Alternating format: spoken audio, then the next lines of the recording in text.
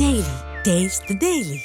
சென்னை புளியந்தோப்பில் நடைபெற்ற நிகழ்ச்சியில் பங்கேற்றவர்களுக்கு முதலமைச்சர் மு.க.ஸ்டாலின் தனது கையால் உணவு பரிமாறினார்.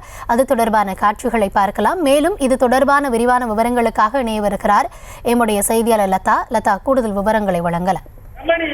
கௌதமி, வணக்கம்.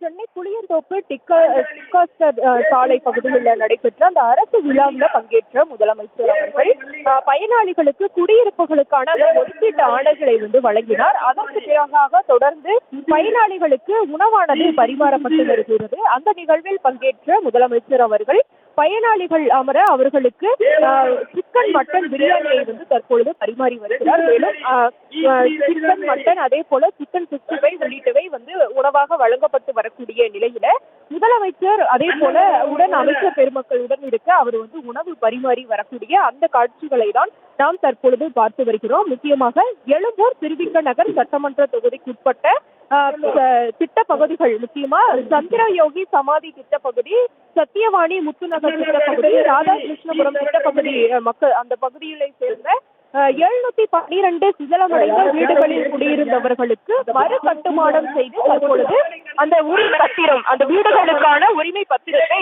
முதல்வர் வழங்கி இருந்தார். மேலும் அவர்களுக்கு சிறப்பு நிதியையும் கூட அவர் வழங்கிய நிலையில நலத்திட்ட உதவிகளும் கூட அவர்களுக்கு வழங்கப்பட்டது. அதற்கு பிறகாக அந்த பயனாளிகள் அனைவருக்கும் உணவானது ஏற்பாடு செய்யப்பட்ட நிலையில தற்பொழுது அவர்களை அமர வைத்து அவர்களுக்கு அந்த உணவானது பரிமாறப்பட்டு வருகிறது. முதலமைச்சர் அந்த நிகழ்வில் பங்கேற்று அவர்களுக்கு உணவை பரிமாறி வரக்கூடிய அந்த காட்சிகளை தான் நாம் தற்பொழுது பார்த்து வருகிறோம். விவரங்களுக்கு நன்றி லதா.